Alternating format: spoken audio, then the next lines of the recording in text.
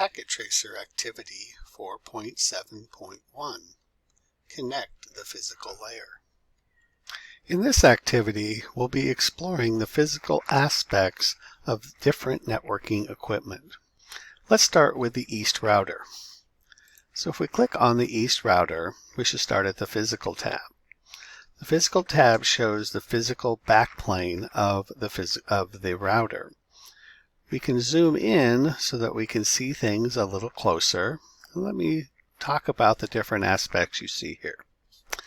This is a switch, so you can turn on and off your router in the simulation. This will act exactly like a switch on any networking equipment. Down below here are panels that you can add modules to your routing devices, your switches, etc., to add more capability to the device. Scrolling to the right, we'll be able to see some other components here.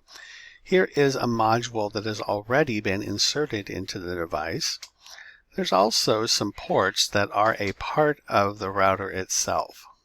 On this router, there are two types of management ports available: an auxiliary port and a console port. We will not be using the auxiliary port in our exercises. On this router, we also have WAN, wide area network ports, indicated here as serial ports.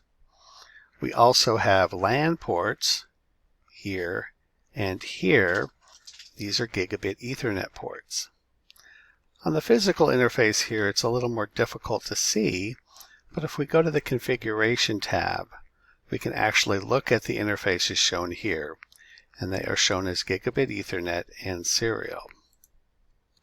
We can also go to the command line interface and check what interfaces are shown on our router.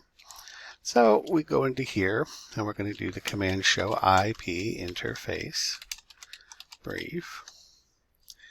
And we can see the different interfaces: gigabit Ethernet 00, 01, and also serial 000 and 001. You'll also notice there's a VLAN interface. This is a virtual interface, thus does not show up on the physical side.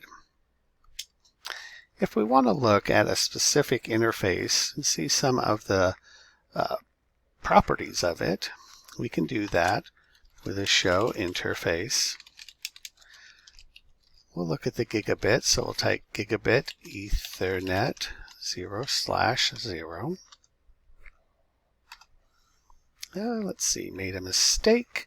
So here's a good opportunity to show that it's saying, with this little caret symbol here, that there's something that it doesn't understand here. So it looks like I forgot the R.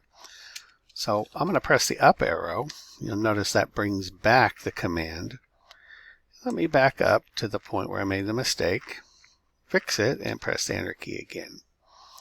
So now we're going to see some information about the gigabit Ethernet 00 port. There is a lot of information here. I press the space bar to continue, and now I'm just going to go back and look at things up here.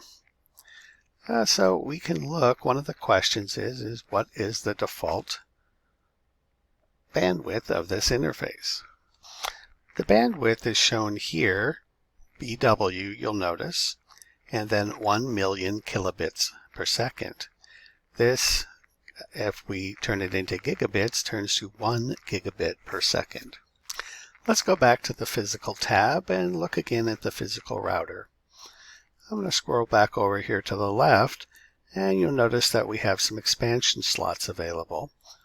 One of those expansion slots is used at this moment. Another expansion slot has a cover covering the expansion slot, and we have an open expansion slot. So in this particular case, we actually have two expansion ports available that we can plug modules into. In part 2, step 1 of this activity, you're going to need to connect the East router to the PCs 1, 2, and 3. So in order to do that, we're going to need to add connectivity to this router to do this. So we're going to have to place an expansion slot here. So we need to look at the expansion slots. expansion modules and determine which one can do this for us. If we look under the modules, we have a series of modules available. Let's click on them and look and see what they can provide. And so this module, the back plane of it is shown here, and then there's a description over here. And if we read this, we'll ultimately come to the realization that this provides a single port of connectivity. Since we have to connect 3 devices, this isn't going to work. We can work our way through the different modules, checking them, and ultimately come to this one, where we realize there are 4 ports that allow us to connect to our PCs.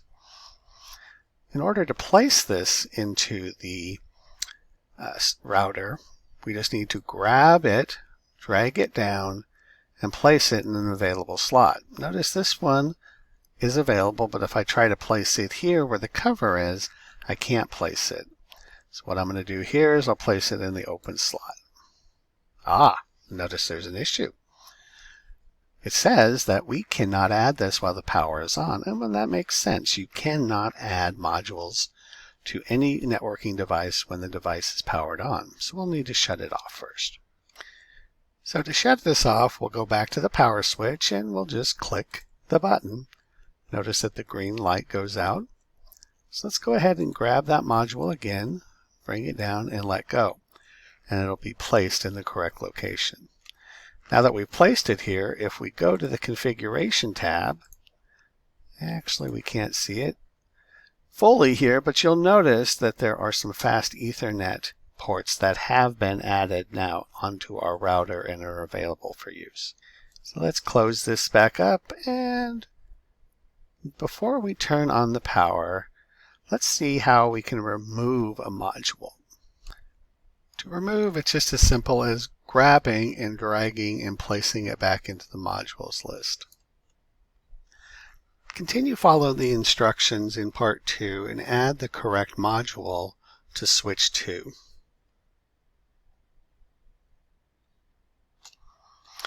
Once you're done adding the modules, make sure you power the devices back on before continuing. We're going to move on to part 3, and this is where we're going to connect the different devices together. There is a table here to indicate how the devices are to be connected and with what type of media to use to connect them. I'm going to go ahead and let you make the connections, and when I come back I will have these all connected and we'll move on to part 4. Now all the devices are connected, so we can check the connectivity. So let's start on router east, and we're going to check some connectivity here. First we'll actually show the interfaces, so I'm going to go to the command line, and I'll do show IP interface brief. And we have a series of information here. Let's look through this. I'm going to go ahead and expand this window a little bit so we can see things a little better. At this point you can check the activity instructions against the interfaces to make sure that everything is working correctly. The protocols are up, the status is up, and the appropriate IP addresses are assigned or not assigned.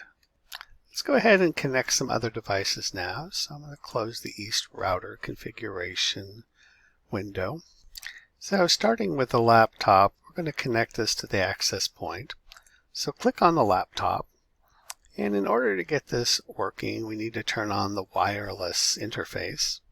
So we'll click on the wireless here, and we need to turn this on.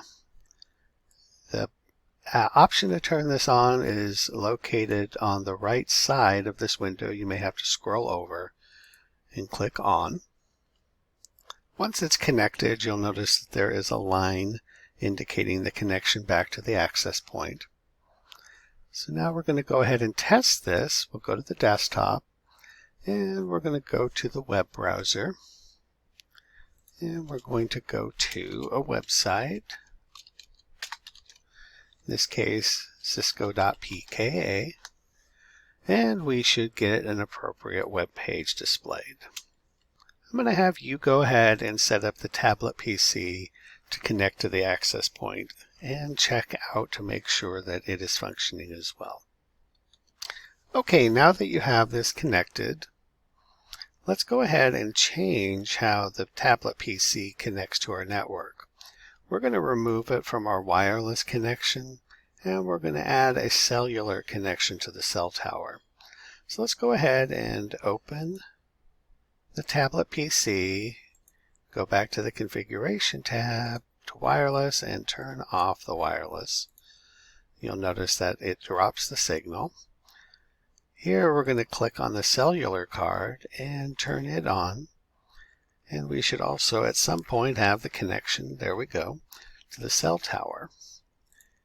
We should be able to go to the web browser, enter the web page we want to go to, and we should ultimately get the same result.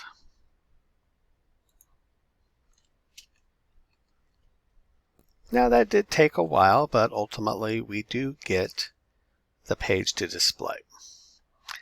Now the last thing we're going to do here is we need to ensure that the devices can communicate with one another. We know that the laptops and the tablet PC can communicate to the web server, but we're not certain can other devices communicate with one another. Now, for instance, can PC1 communicate to PC7? We show that there are connections that are working between the devices, but this does not necessarily mean they can communicate. So let's go ahead and start with PC1. So in order to determine whether we can connect between PC1 and PC7, we're going to need to know some information. So let's go to PC1, and I'm going to go to the configuration tab, and I'm going to see what its IP address is. Well, it's using DHCP, so we're going to have to go a little deeper. So let's go back to the desktop, to the IP configuration tab, and here it'll show the IP address that's been assigned. So I'm going to go ahead and I'm going to keep this window open. I'm going to go to PC7, and I'm going to look at its IP address as well. So we'll go to the desktop, the IP configuration. So I should be able to connect across these devices. So let me go back, let me close out the IP configuration here, go to the command prompt, and I'm going to do a ping to see if I can connect to PC7. So I'll ping 172.31.1.100. And we're going to have to wait a bit because the devices have not communicated, but ultimately we will get the reply. So this is showing that our devices are appropriately working together. This ends this video.